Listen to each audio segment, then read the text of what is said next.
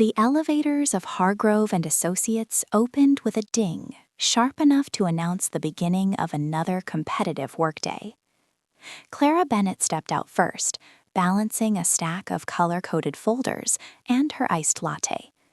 She was precise, organized, and had worked as senior secretary to the formidable CEO, Arthur Hargrove, for 5 years.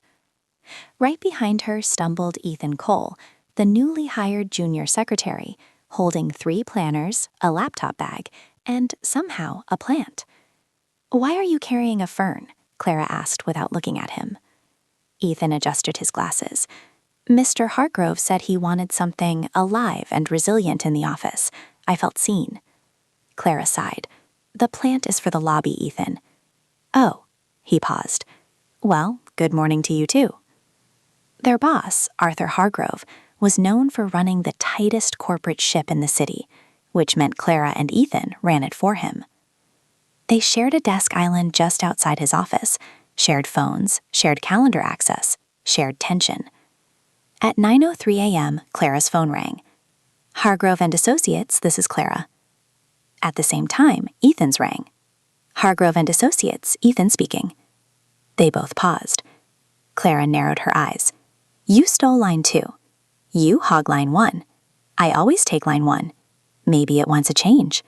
She reached over and switched the blinking lines without breaking eye contact. "Line 1 and I are in a committed relationship."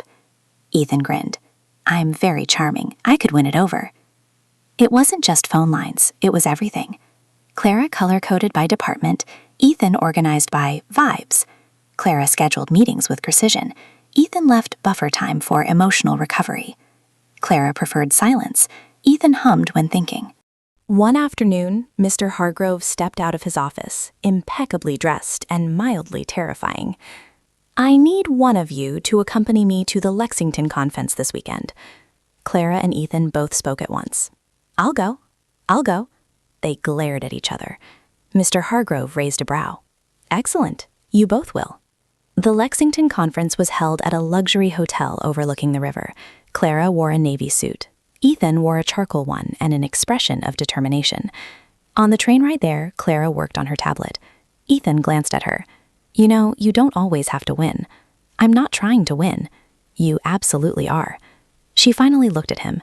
"You alphabetized the supply closet." It was chaotic. It was fine. There were 3 different brands of sticky notes coexisting without structure. She stared at him. He stared back. They both burst into laughter. It startled them.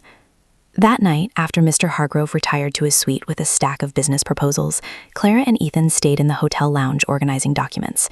Ethan leaned back in his chair. "Can I confess something?" "That depends." "When I started working here, I thought you hated me." Clara blinked. "I don't hate you. You color-coded me as unpredictable. You are unpredictable." "That's fair." She hesitated. "When you started, I thought you were trying to replace me." Ethan's expression softened. "Clara, I could never replace you. You're the reason this place functions. I'm just the comic relief." "You're not comic relief." He leaned closer. "Then what am I?" Her breath caught slightly. "You're surprisingly competent."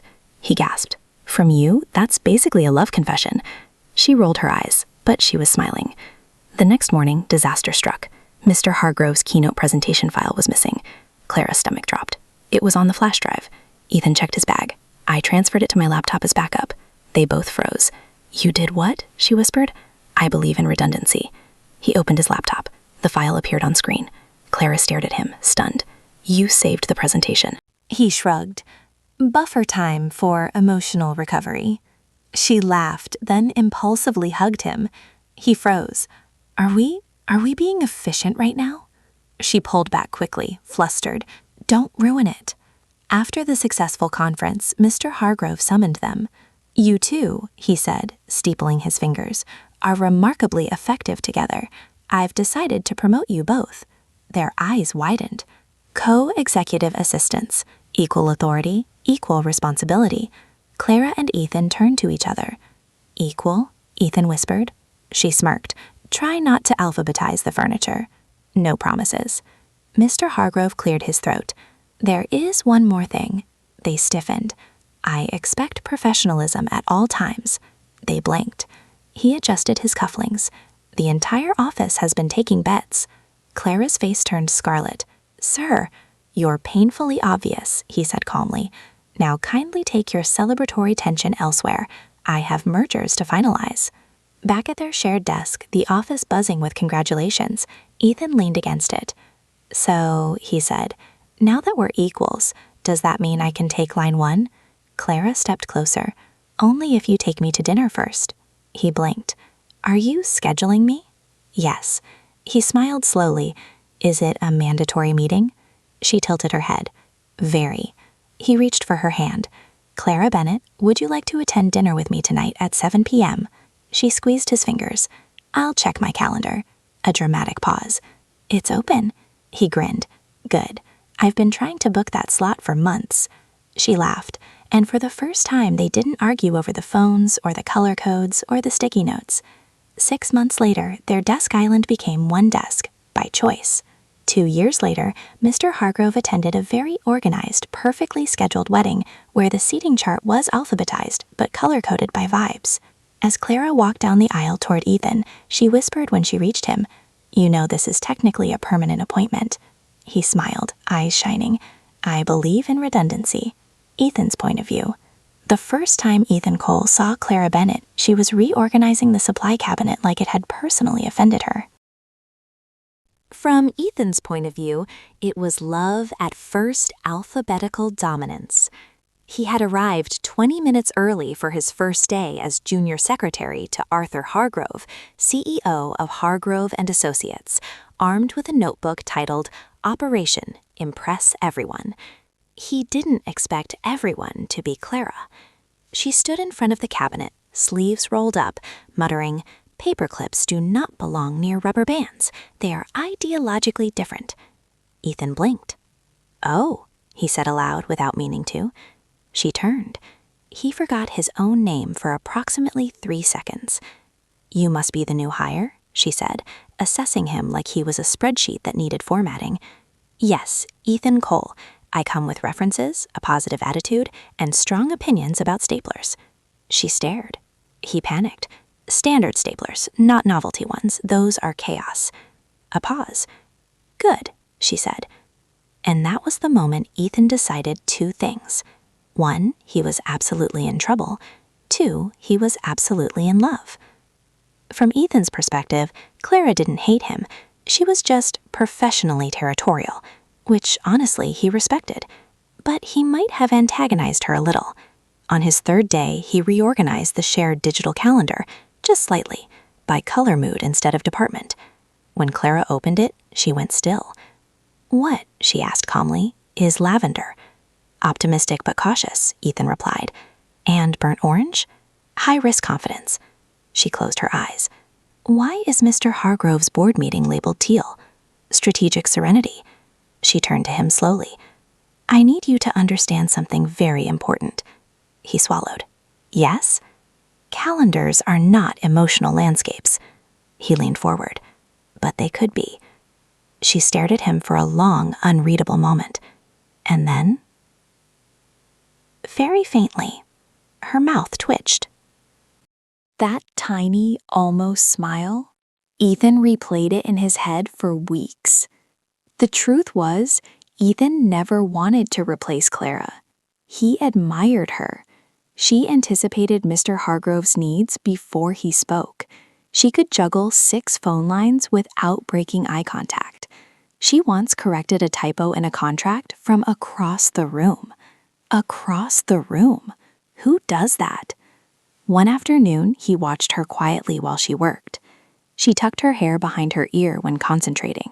She chewed the inside of her cheek when thinking. She whispered reminders to herself, like tiny motivational speeches. "Precision, Clara. Precision." He smiled. "You know staring is usually considered distracting," she said without looking up. He jolted. "I was not staring. You were. I was observing excellence." That made her look up. "That was smooth," she admitted. Ethan internally high-fived himself. The Lexington conference changed everything for him. On the train ride, he watched her reflection in the window while she worked. She looked less guarded outside the office, softer somehow. he decided to risk honesty. "When I started working here, I thought you hated me." She looked genuinely surprised. "I don't hate you." That sentence did something dangerous to his heartbeat. When she admitted she thought he was trying to replace her, Ethan felt something twist in his chest. "Clara," he said quietly, "I could never replace you." And he meant it. Because from his perspective, she wasn't competition. She was the axis. The missing presentation file was the turning point. When she looked at him in panic, he didn't think. He just opened his laptop. "I transferred it to my laptop as backup." Her eyes widened like he'd just revealed he could fly. "You saved the presentation." He shrugged, trying to act casual while internally combusting. "I believe in redundancy." And then she hugged him. Ethan Cole, who once accidentally sent an email titled "urgent" with no attachment, was not prepared for Clara Bennett hugging him. His brain short-circuited. Are we being efficient right now? Why did I say that? But she laughed. And that laugh, that was the exact moment he stopped being afraid of wanting more. Back at the office after their promotion, Ethan noticed something subtle. She didn't move her chair away anymore. She didn't sigh when he hummed. Once, she even handed him line 1 without a fight. "Don't let it go to your head," she said. He held the phone dramatically. "I've waited my whole life for this responsibility." Later that evening, when she told him to take her to dinner first, Ethan had to actively stop himself from grinning like a fool. He'd been trying to ask her out for months.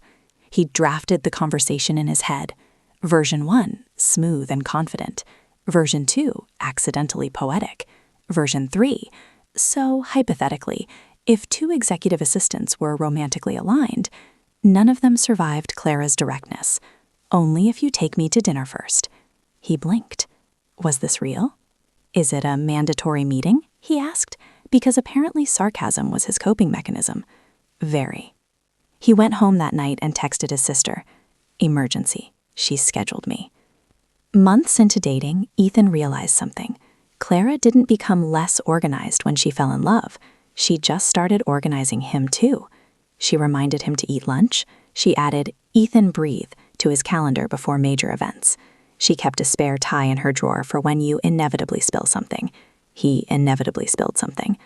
And one night, as they worked late, she rested her head on his shoulder. "You know," she said softly, "you were right." He froze. "About?" "Calendars can be emotional landscapes." Ethan looked down at her. "Clara Bennett," he whispered dramatically, "are you admitting I'm occasionally correct?" "Don't push it." But she smiled. On their wedding day, standing at the altar, Ethan's hands trembled slightly. Not from nerves, from awe. She walked toward him with the same precision she used in the office, but her eyes were softer than he'd ever seen. When she reached him and whispered, "You know this is technically a permanent appointment," he nearly laughed. Of course she'd frame marriage as a contract. He squeezed her hands. "I believe in redundancy." From Ethan's point of view, loving Clara was never about winning arguments or stealing phone lines. It was about balance. She was structure. He was spontaneity. She was precision. He was possibility. Together, they were unstoppable. And for the first time in his life, Ethan didn't feel like the comic relief. He felt like the co-lead. And he knew, with absolute certainty, line 1 had finally chosen him.